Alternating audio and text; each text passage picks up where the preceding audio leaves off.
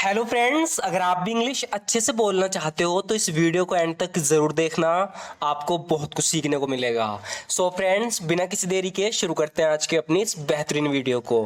तो यहाँ पर ये बोल रहा है कि कल मैं अपने दोस्त के घर पार्टी में गया था। इंग्लिश में दो तरीके से कह सकते हैं। हम कह सकते हैं कि yesterday I went to a party at my friend's house.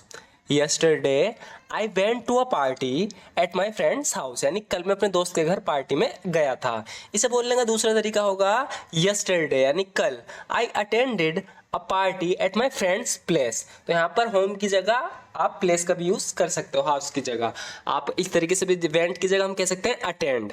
तो कहने का मतलब वही है कि यहाँ पे बस हम वर्ड चेंज कर रहे हैं। तो कह रहा है कि yesterday I attended a party at my friend's place. और दूसरा तरीका क्या है, yesterday I went to a party at my friend's house. दोनों का मतलब है कि कल मैं अपने दोस्त के घर पार्टी में गया था। पार्टी मज़ेदार थी, हालांकि बहुत जल्दी खत्म हो गई थी। बता रहा है कि the party was fun, however it ended too soon. The party was fun, जो पार्टी थी वो मज़ेदार थी।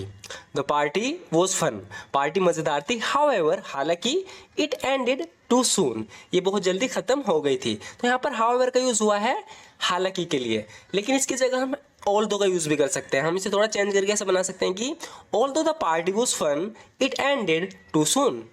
Although the party was fun it ended too soon, यानी पार्टी मज़ेदार थी हालांकि जल्दी ख़त्म हो गई। दोनों का कहने का मतलब एक ही है।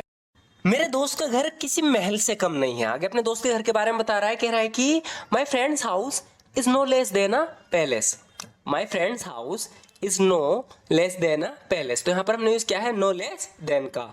हम इसकी जगह इसे इस तरीके से भी कह सकते हैं नथिंग शॉर्ट ऑफ का यूज़ करके। हम कह सकते हैं कि the home of my friend is nothing short of a palace.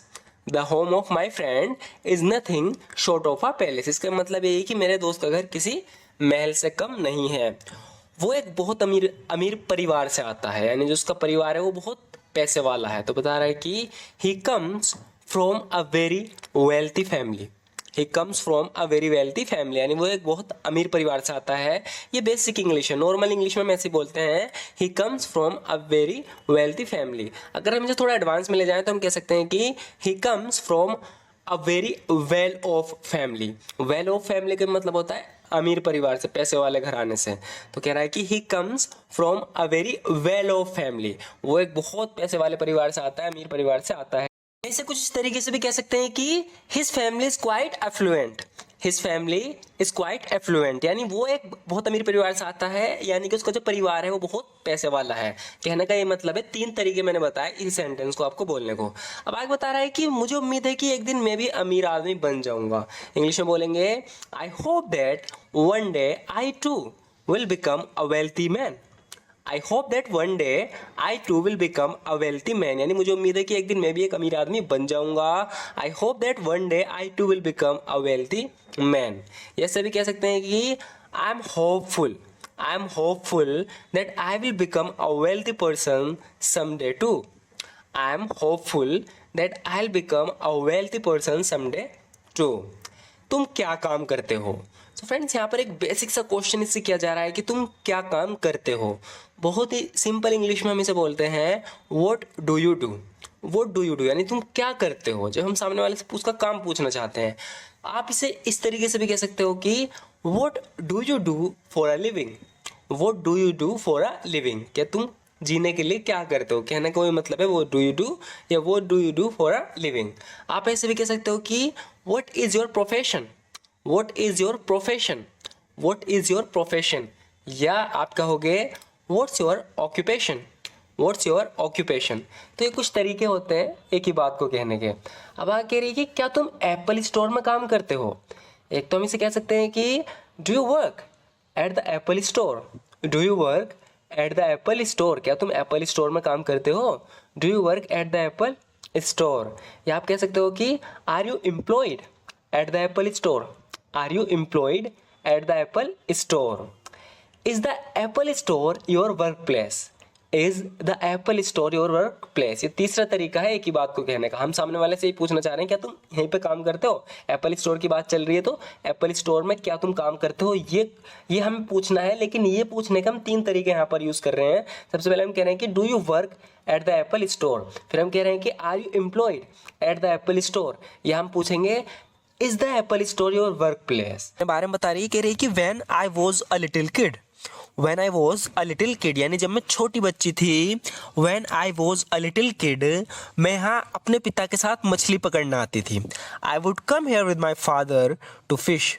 I would come here with my father to fish. तो यहाँ पर पास्ट के बारे में बता रही है, कोई एक्शन है जो रिपीट होता था, यानी अक्सर आया करती थी मछली पकड़ने अपने पिता के साथ। या तो हम इसे यूज टू का यूज करके बता सकते हैं इस स्टोरी को, या हम वुड का। तो यहाँ पर ये कह रही है कि when I was a little kid, जब मैं छोटी बच्ची थी, I would come here with my father to fish, मैं यहाँ अपने पिता के साथ मछली पकड़ने आती थी। ये जगह मुझे पुराने दिनों की याद दिला देती है। आगे बोल रही है कि this place reminds me of the old days. This place reminds me of the old days, यानी ये जगह मुझे पुराने दिनों की याद दिला देती है।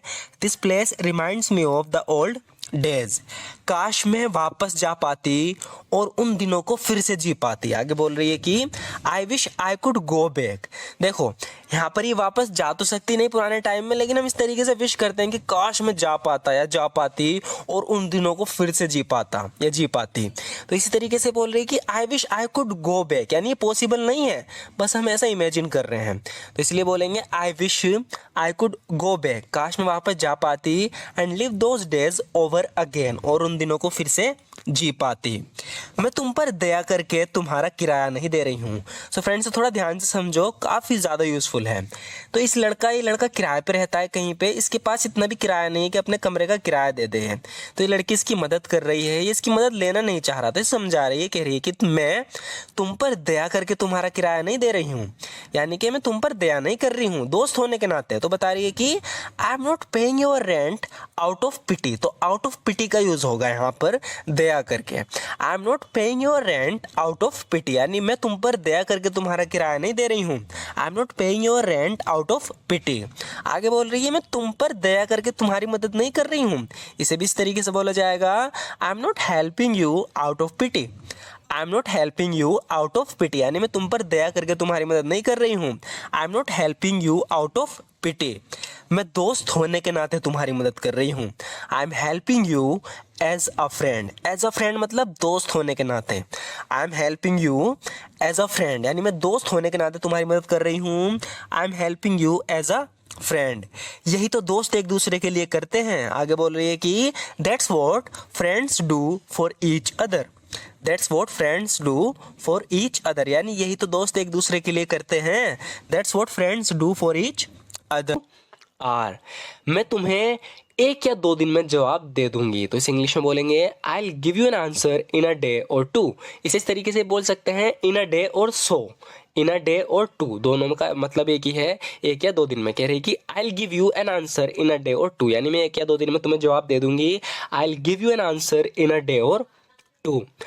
लगता है टिकट खो गया है, इस इंग्लिश में बोलेंगे the ticket seems to have got lost. The ticket seems to have got lost. तो इसे किसी ने टिकट दिया था रखने को, इसने उसका टिकट खो दिया, तो उससे कह रही है कि the ticket seems to have got lost, यानी लगता है टिकट